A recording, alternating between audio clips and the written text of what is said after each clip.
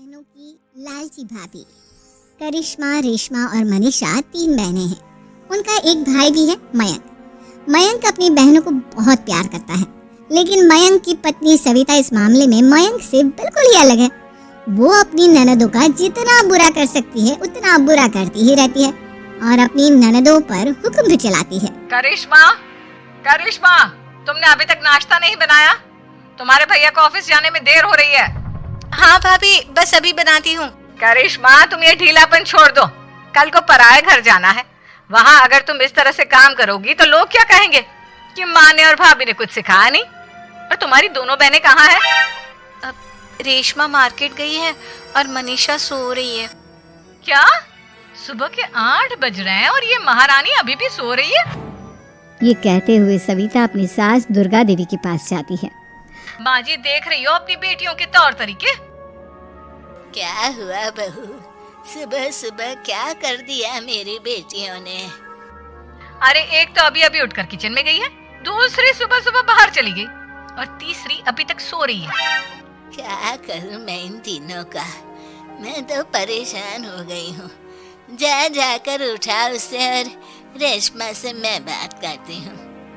सविता सीधा मनीषा के कमरे में जाती है और उससे कहती है, महारानी जल्दी उठो, सूरज सर पर आ गया है। भाभी थोड़ी देर और सोने दो ना, मैं रात को लेट सोई थी। वो क्या है ना, यूनिट टेस्ट चल रहे हैं। शराफत से उठती है या नहीं, या फिर पानी की भरी बाल्टी डालूं तेरे ऊपर?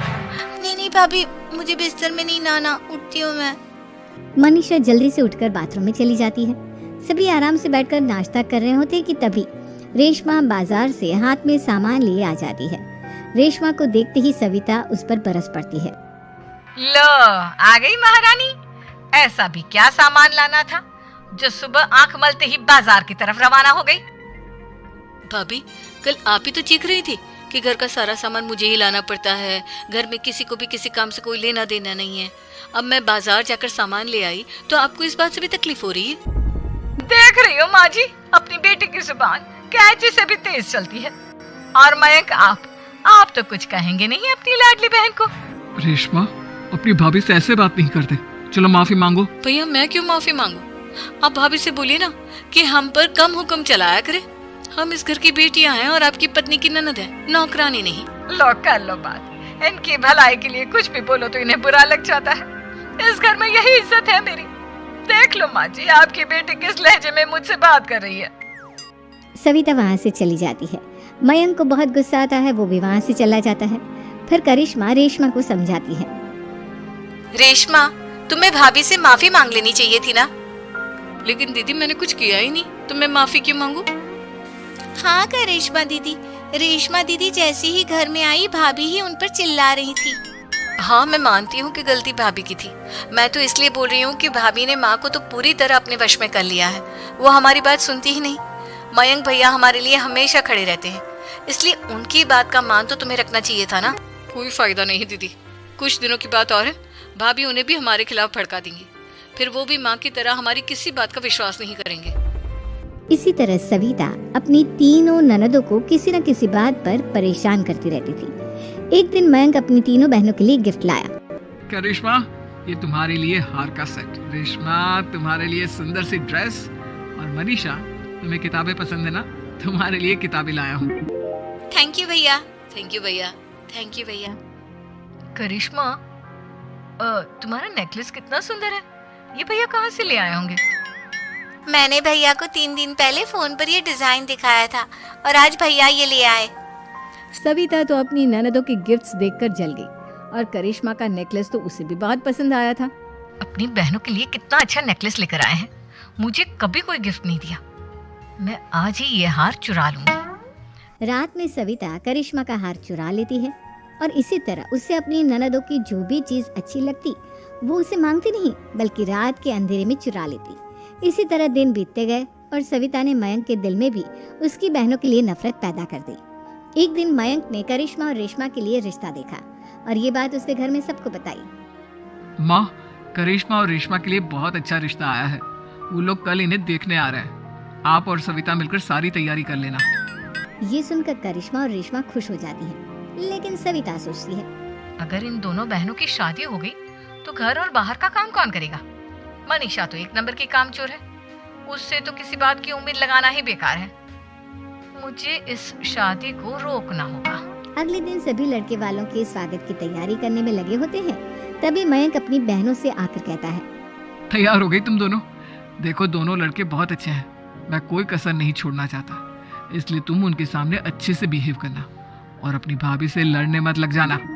करिश्मा, तुम वो नेकलेस पहन लो ना जो मैं तुम्हारे लिए लाया था। भैया मैं बहुत देर से वो नेकलेस ढूंढ रही हूँ, लेकिन मुझे मिल ही नहीं रहा। क्या तुमने नेकलेस खो दिया? तुम्हें पता भी है वो कितना महंगा था। तुम कोई काम ढंग से नहीं कर सकती। मयंक गुस्से में वहाँ से चला जाता है। थोड़ी देर बाद लड़के वाले भी आ जाते हैं। वो दोनों बहनों को पसंद कर लेते हैं और रिश्ता पक्का हो जाता है। लेकिन सविता के दिमाग में तो कुछ और ही खिचड़ी पक रही थी। वो पंडित जी के पास करिश्मा की कुंडली लेकर जाती है और उन्हें पैसे देकर करिश्मा की कुंडली बदलवा देती है। जब लड़के वालों के पास करिश्मा की कुंडली जाती है तो वो दुर्गा को फोन करते हैं। बहन जी, हमने करिश्मा की कुंडली अपने पंडित जी को दिखाई थी। आपकी बेटी की कुंडली नहीं बल्कि दोषों का पिटारा है। देखिए, मैं और मेरे पति इन सब बातों में बहुत विश्वास करते हैं, इसलिए हम आपकी बेटी से अपने बेटे की शादी नहीं करा सकते। इस तरह करिश्मा का रिश्ता टूट जाता है और सभी घर वालों को बहुत दुख होता है। अब कविता सोचती है, चलो करिश्मा का तो रिश्ता टूट गया, अब रेशमा का भी रिश्ता तोड़ना है। क्या करूं? अब सविता आवाज बदलकर किसी अननोन नंबर से रेशमा के होने वाले ससुराल में फोन करती है। हेलो, मैं कौन हूँ कौन नहीं ये आपके लिए जानना जरूरी नहीं, बस इतना सुन लो कि रेशमा का 2 साल से किसी के साथ अफेयर चल रहा है। बस रेशमा का रिश्ता तोड़वाने के लिए सविता का इतना कहना काफी था। अब रेशमा का भी रिश्ता टूट गया। मयंक और दुर्गा देवी ने रेशमा को खूब खरी खोटी सुनाई और उससे बार बार उस लड़के के बारे में पूछने लगे। आप दोनों मुझे क्यों परेशान कर रहे हो? अरे कोई लड़का होगा मेरी लाइफ में तो मैं बताऊंगी ना, जब कोई है ही नहीं तो कहाँ से लाऊं मैं कोई लड़का? तो तेरे होने वाले ससुराल वालों को फोन किसने किया था? माँ मैं नहीं जानती किसने फोन किया था, मैं सच कह रही हूँ। मैं तो पहले ही कह रही थी इसकी लगाम खींच कर रखो, लेकिन मेरी सुनता ही कौन है। आप चुप रहिए भाभी, ये सब आपका ही किया धरा है। अब तीनों बहनों को विश्वास हो जाता है कि ये सब उनकी भाभी ही कर रही है। तीनों बहनें अपनी भाभी को सबक सिखाने के लिए एक वकील कर लेती है और घर में हिस्सा मांगना। देखो भैया, माँ बाप की जायदाद में जितना बेटों का हक होता है उतना ही बेटियों का, इसलिए इस घर के 4 हिस्से होंगे और हमें अपना हिस्सा चाहिए। मैंने तुम्हारे लिए क्या क्या नहीं किया और तुम इस घर में हिस्सा मांग रही हो? भैया, आप और माँ हम बहनों की कोई बात नहीं सुनते हो और भाभी हमारी शादी नहीं होने देगी, क्योंकि उन्हें लगता है कि आप हमारी शादी में ज्यादा पैसा लगाओगे और उन्हें हम जैसी फ्री की नौकरानी कहाँ मिलेगी। तो हम भाभी के साथ तो रह नहीं सकते, हम बहनों को अपना हिस्सा चाहिए। अरे तुम्हें शर्म आनी चाहिए अपनी भाभी पर ऐसा इल्जाम लगाते हुए।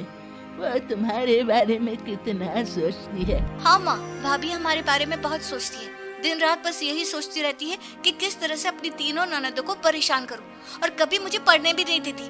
दोनों बहनों का रिश्ता भी तो इन्होंने ही तोड़वाया है और रात में हमारे कमरे में आकर हमारी चीजें भी चुराती हैं। इसी तरह सविता की तीनों ननदें अपनी बात पर अड़ी रही।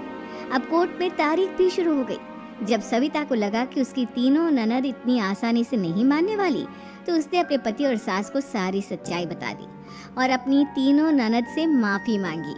मयंक और दुर्गा को भी अपनी गलती का एहसास हो गया। अब सविता खुद करिश्मा और रेशमा के लिए अच्छा रिश्ता ढूंढती है और उनकी शादी करवाती है।